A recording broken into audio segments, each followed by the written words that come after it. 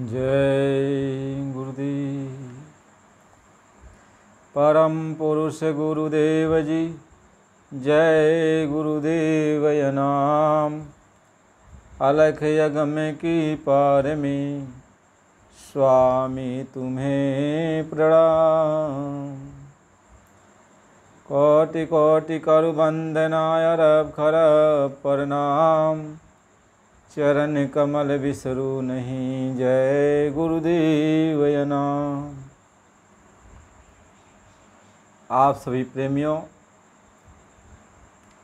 आज का ये सत्संग है कि सतगुरु कौन से जीवों की चिंता दूर करता है, किन लोगों की चिंता दूर करता है, इस पर आज सत्संग है। देखो, सारे संसार में सभी लोग चिंताग्रस्त हैं, सबको चिंता है। किसी को रोग की चिंता है, किसी को गरीबी की चिंता है, किसी को पुत्र नहीं है उसकी चिंता है, किसी को मान बढ़ाई नहीं मिल रही उसकी चिंता है, कोई सुंदर नहीं है उसकी चिंता है। हर तरह से लोग चिंता से ग्रस्त हैं।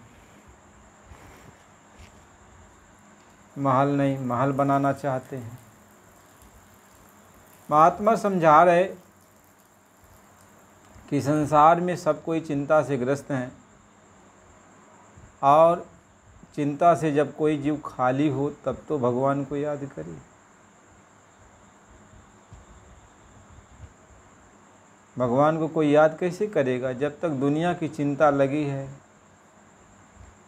कोई तन से दुखी है, कोई तन से दुखी है, कोई परिवार से दुखी है, कोई धन से दुखी है। कोई तन से दुखी है, कोई धन से दुखी है, कोई परिवार के लिए दुखी है। और जिनको मिला है सब कुछ वो अभी तो रो रहे हैं। जिनको सब कुछ मिला है वो भी रो रहे हैं। तो जब सब कुछ मिला है फिर भी रो रहे हैं, फिर भी चिंता कर रहे हैं। और महात्मा ये समझाते हैं कि चिंता न करु अचिंत रहू, और देनहार समर्थ है, और पशु पखेरु जीव जंतु जाके गाठी नहत है। महात्मा तो समझा रहे हैं कि तुम चिंता न कर, तुम्हारे प्रारब्ध में जो कुछ भी विधाता ने दिया है वह तुम्हें मिलेगा। देखो, पशु पंछियों को जो भी दिया है वह उनको भी मिलता है जिनके हाथ पैर नहीं है। तुम्हारे तो मालिक ने हाथ पैर दिया, फिर भी तुम चिंता में डूबे हो और अपने प्रारब्ध पर भरोसा नहीं करते हो। दुनिया का काम अपना कर्तव्य समझ के करो, ईमानदारी से मेहनत से करो, जो तेरे प्रारब्ध में वह तुम्हें मिलेगा ही। लेकिन फिर भी हमें तसल्ली नहीं होती, हमें भरोसा नहीं होता कि हमें कुछ मिलेगा। काम तो हम कर रहे हैं लेकिन चिंता लगी रहती है। कह चिंता न करु अचिंत रहू, और देनहार समर्थ है, और पशु पखेरु जीव जंतु और जाके गाठी नहत है। कहते मुर्दे को भी देते है, और लकड़ी का पड़ा आ गए, और जीवत नरे चिंता करी, और ताको मत अगाधे। कहते मुर्दे को भी लकड़ी का पराग मिल जाता है, और आदमी जिंदा होते हुए भी चिंता में डूबा है। उसको ये भगवान पर भरोसा नहीं होता कि हमें कुछ मिलेगा। वो ये सोचता जो मैं करूँगा, जब मैं करूँगा तभी मुझको मिलेगा। और भगवान कहते हैं कर्मेष्वाधिकारेष मा फलेषु कदाचन, यानी तुम चिंता फल की मत करो। तुम्हें फल नहीं मिलेगा, फल मेरे हाथ में है, मैं जब चाहूँगा तभी मिलेगा। हो सकता मैं इसका फल अगले जन्म में दूँ, मेरा मन कहेगा तो मैं इसी जन्म में दे दूँगा। तो भगवान के हाथ में वो है। कहीं कर्म प्रधान और विश्व रची राखा, और जो जस करई सो तस फल चाखा। तो कर्म तो यहाँ प्रधान है, कर्म तुम्हें करना ही पड़ेगा, लेकिन फल भी तो इसका तुम्हें मिलेगा। लेकिन यह फल इसी जन्म में मिलेगा कि रख दिया जाएगा, अगली बार देंगे, ये तो उस भगवान के हाथ में है, तुम्हारे हाथ में नहीं। तुम्हारे हाथ में सिर्फ इतने है, तुम कर्म करो, फल का नहीं। आप फल तुमको इस जन्म में देंगे भगवान की नहीं देंगे, लेकिन जो प्रारब्ध तुमको दिया गया वह तो ज़रूर मिलेगा। जिस प्रारब्ध को लेके तुम आए हो वह तो ज़रूर मिलेगा, लेकिन जो और कर्म कर रहे हो इसका फल इस जन्म में मिलेगा कि नहीं मिलेगा, ये तो भगवान के हाथ में है। ये तो भगवान के हाथ में है। तो इसकी चिंता तुम मत करो, तुम अपना कर्तव्य समझ के करो, अच्छे कर्म करो। प्रारब्ध जो तेरा बन के आया हुआ तुम्हें मिलेगा, और इस जन्म का किया हुआ कर्म यदि भगवान चाह लेगा तो तुमको दे देगा, और नहीं चाहेगा तो उसको धरोहर रख देगा, फिर बाद में देगा, अगले जन्म में देगा, अगले जन्म में देगा। महात्मा तो यही समझाते हैं। लेकिन जब तुम ये सोचता है, मान लो किसी किसी को इसी जन्म में मिल जाता है, कर्म किया तो मिल गया किसी किसी को, तो जो अच्छा कर्म किया तो अच्छा फल मिल गया इसी जन्म में, तो और उसको तसल्ली हो जाती है। और किसी किसी को नहीं मिलता है, करता रहता है, परेशान रहता है, कहता भैया मैं अच्छा कर्म करता हूँ, मुझे कुछ मिलता जुलता नहीं, फिर भी मैं परेशान में हूँ। महात्मा तो ये समझाते हैं, ये तो भगवान के ऊपर है, वह उनके हाथ में है, वो चाहे इसी जन्म में दे चाहे उसको रख दे, लेकिन तुम्हारे कर्म करने का अधिकार है। तुमको कर्म करना पड़ेगा, कर्म करना पड़ेगा। महात्मा इसी बात को समझा रहे हैं, इसी बात को समझाते हैं। महापुरुष तो इसी बात को समझा रहे हैं, इसलिए हमें आपको इस बात को समझना है। तो जब आप समझ लोगे तो चिंता आपकी खत्म हो जाएगी, तो प्रभु की भक्ति में लग जाओगे। कहें प्रभुता को सब कोई भजी, प्रभुता को सब कोई भजी, और प्रभु को भजै न को। प्रभुता को सब कोई भजे, और प्रभु को भजे न को। और जो कोई प्रभु को भजे, तो प्रभुता चेरी हो। कहते प्रभुता को तो सब कोई भजता है, सब कोई भजता है। अरे भाई कोई बड़ा आदमी है, कोई मंत्री मिनिस्टर है, तो भजोगे, उसके चारों तरफ जाके पहरा दोगे, जो कहेगा जी हजूरी जी हजूरी जी हजूरी करोगे कि हमें कुछ मिल जाएगा, ये इनके जी हजूरी करेंगे तो हमको कुछ दे देंगे। महात्मा तो ये समझा रहे कि आप तो उनके पीछे पीछे दौड़ते रहते हो, लेकिन प्रभु को नहीं भजते हो। यदि प्रभु को भजो तो प्रभु तुम्हारी चिंता करेगा। प्रभु की चिंता किस, वो मालिक, वो सद्गुरु किसकी चिंता करता? जो उनको भजता है, जो उनको अपने अंदर बसाता है। कह प्रभुता को सब कोई भजे, और प्रभु को भजै न कोई। और जो कोई प्रभु को भजे, तो प्रभुता चेरी हो। तो भगवान को भजो, सद्गुरु को भजो, तो वो तुम्हारी चिंता करने लगेंगे, वो तुम्हें भजने लगेंगे। तुम उनको भजते हो तो वो तुम्हें भजते हैं। कहते हैं जो मुझको याद करता है तो मैं उसको याद करता हूँ। मालिक तो यही कहते कि मैं तुम्हें याद करता हूँ तो मुझको भी याद कर। मैं तेरी चिंता करता हूँ तो मेरी चिंता कर। तो तेरा सब कुछ मेरा और मेरा सब कुछ तेरा, और तेरा मेरा कहते तू मेरे में लय मैं तेरे में लय, मेरे तेरे का भेद मिट जाए। तो सद्गुरु चिंता किसकी करता है? अपने भक्तों की चिंता करता है। जो भक्त उनको याद करता है और ये जान लेता है कि हमें वही मिलेगा जो मेरे प्रारब्ध में लिखा हुआ है।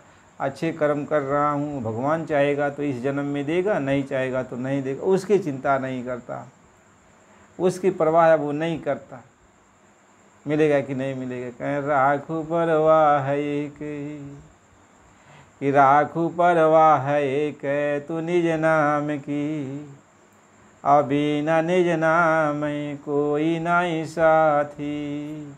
कहते एक परवाह, एक चिंता वह किसकी करता है? नाम की चिंता करता है। गुरु ने जो नाम दिया उसकी चिंता करता है, नाम को जपने में, नाम का सिमरन करने में, नाम की भक्ति करने में। कहीं राखू परवाह कह तू निज नाम की, बिना निज नाम कोई नहीं साथी। और मेरे उमराव हैं दिनाचार की पाहुना, और छोड़ घर माही दौलत हाथी। छोड़ घर माही दौलत हाथी।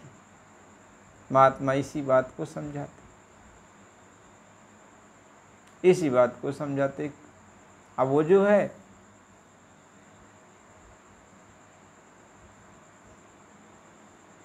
यही समझाते हैं कि यदि तू नाम की चिंता करेगा, जब जानकारी तुमको हो गई कि हम जो कुछ भी कर रहे हैं कुछ मिलने वाला नहीं है, तो हम भगवान की चिंता करेंगे, भगवान के नाम का चिंता करेंगे, तो मेरी चिंता वो करने लगेंगे कि मेरे भक्त को क्या तकलीफ़ है, क्योंकि वो विसविद समर्थ है। वो यदि चाहेगा तो मेरी तकलीफ़ को दूर कर देगा। इसलिए कहा चिंता न करू अचिंत रहू, और देने हारे समर्थ। कहते वो देने वाला समर्थ है तो उसकी चिंता कर। महात्मा तो यही समझाते हैं कि सत्य नाम को छोड़ के, यानी सत्य नाम, मालिक के सच्चे नाम को जो छोड़ के और की चिंता करता है, वही काल की फांस है, वही इसको कष्ट का समय है, दुख दर्द परेशानियों का वही जड़ है, वही जड़ है। इसलिए तुम्हें यदि चिंता करनी है तो मालिक के नाम की चिंता करो, प्रभु की चिंता करो, प्रभु को याद करो, प्रभु की भक्ति में लग जाओ। और प्रभु समर्थ यदि वो चाह लेगा तो तुम्हारी चिंता को मिटा देगा।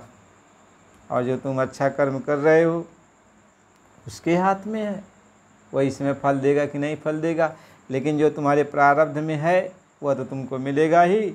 और सद्गुरु यदि चाह लिया, प्रभु चाह लिया तो तुम्हारी चिंता को मिटा देगा, और चिंता को मिटा देगा। इसलिए सद्गुरु किसकी चिंता करता है? वो मालिक भगवान किसकी चिंता करता है? जो भगवान की चिंता करता है, जो गुरु की चिंता करता है, जो प्रभु की चिंता करता है, जो नाम की चिंता करता है। तो जब नाम की चिंता करोगे, प्रभु की चिंता, गुरु की चिंता करोगे, यानी उनका सिमरन करोगे। चिंता का मतलब क्या होता? उनका सिमरन करोगे, उनको हृदय में बिठाओगे, उनको याद करोगे, तो भगवान भी तुम्हें याद करते हैं, तो भगवान भी तुम्हें याद करते हैं। तो भगवान की चिंता करो। यदि दुख दर्द से छुटकारा पाना चाहते हो तो भगवान की चिंता करो। बहुत लोग कहते हैं कि हम भगवान की चिंता करते हैं, सिमरन करते हैं, भगवान को याद करते हैं, लेकिन मेरी परेशानी जाती ही नहीं है। लेकिन महात्मा ये समझाते हैं कि जो तू भगवान की चिंता करता तो भरोसा नहीं करता, विश्वास नहीं करता है, विश्वास नहीं करता कि वास्तव में ये मेरा परेशानी हर लेंगे। बस तुम एक जैसे कोरा कागज़ होता है ना, ऐसे कोरे कागज़ की तरह तुम पूरा करते हो अपना खेल, अपना कि चलो उनका नाम का सिमरन कर लेते हैं। लेकिन जब तुमको भरोसा हो जाएगा, विश्वास हो जाता है, तो दिल में बसा लेते हो, याद करते हो, याद करते हो प्रभु को।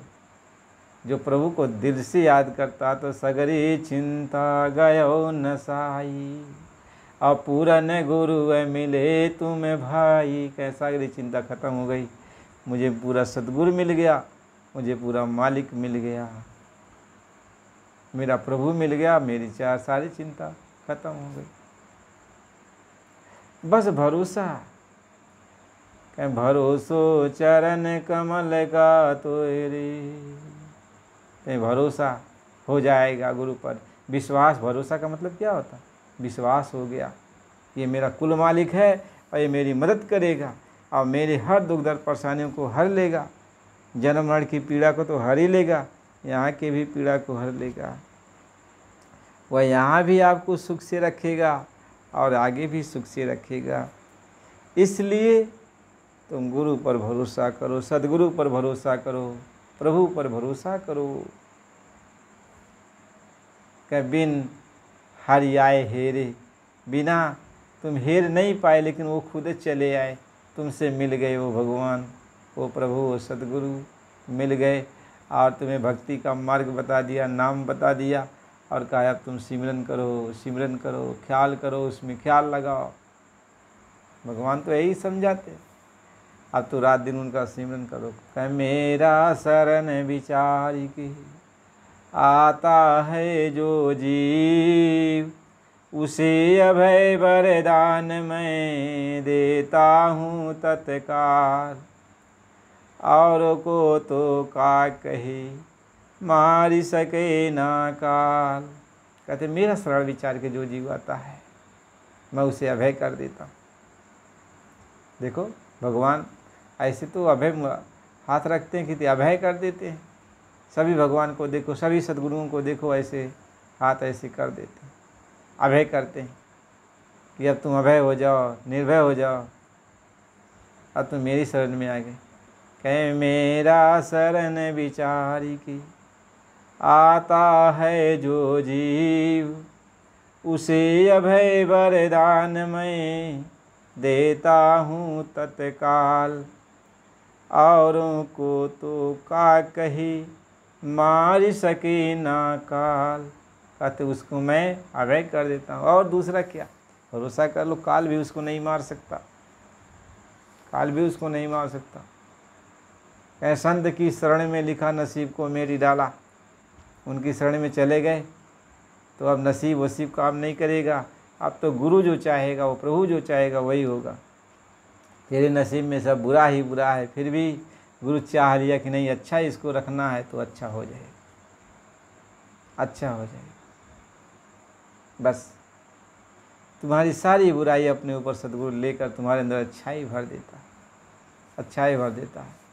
इसलिए कहा पूरे गुरु के बेअंत बड़ाई, यानी इतनी बड़ाई कि उसकी कोई महिमा नहीं है, महिमा कोई गा ही नहीं सकता, उसका अंत कोई है ही नहीं है। जब सद्गुरु मिल जाता, सद्गुरु मिले तो कहा कमाना, अब मिल गए सद्गुरु तो फिर अब क्या है, कौन सी कोई कमाई करेगा किसको पाने के लिए। अब सद्गुरु मिल गया तो अब सद्गुरु जो कहेगा, जैसा वो चलाएगा, जैसा बैठाएगा, जैसा खिलाएगा, जैसा बस वैसे ही तो रहना है। अब सद्गुरु मिल जाने पर सद्गुरु की भक्ति, यानी अब सद्गुरु को याद करना, सद्गुरु से प्यार करना, उनके लिए कैसे जब दोनों का रिश्ता बन जाता, पति पत्नी का, लड़की लड़की का शादी विवाह हो जाता है तो फिर अब तो शादी की रस्म फिर नहीं करनी है ना कि यहाँ शादी करना है, फिर लुका छुपी का खेल तो नहीं खेलना है। अब तो मिल गए दोनों ने, तो अब दोनों अब एक दूसरे को याद करते हैं, एक दूसरे को निहारते हैं, एक दूसरे के दुख दर्द को देखते हैं। वो उनको अपना समझता, वो उनको अपना समझता है।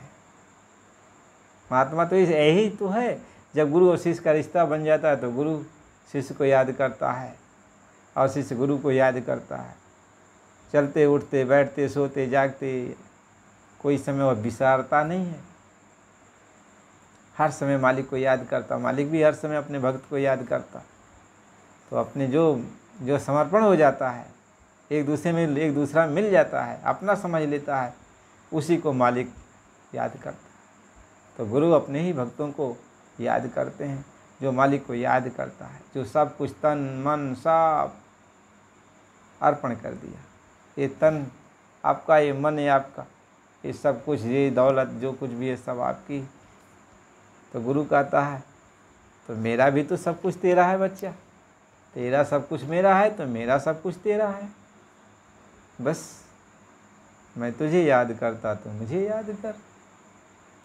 मेरी सारी जितनी सुख सुविधा सब तेरी है, अब तुम्हें आनंद से रहो। यह तो होता है भक्ति। तो ऐसे भक्त को भगवान याद करता है, प्रभु याद करता है, सद्गुरु ऐसे अपने भक्त को याद करता है। इसलिए हमें गुरु भक्ति में लगना चाहिए। प्रेमी भाई बहनों, सत्संग तो सुनना चाहिए और बराबर सुनना चाहिए। तो सत्संग आपको जो भी मिल रहा है उसको आप सुनो। हमारे नए प्रेमी हो, गुरु भाई बहन हो और सभी भाई बंधु हो, तो आप सत्संग सुनने के लिए चैनल को सब्सक्राइब करो, लाइक करो और कमेंट में जय गुरुदेव नाम प्रभु का लिखा करो, क्योंकि वही तो है सब कुछ, वह मालिक ही तो सब कुछ है, उसका नाम तो लिखा करो। इसलिए प्रेमी भाई बहनों, अगला सत्संग फिर अगली वीडियो में मिलेगा। ये है कि मालिक को याद करना और चैनल को लाइक सब्सक्राइब कर दो। जय गुरुदेव।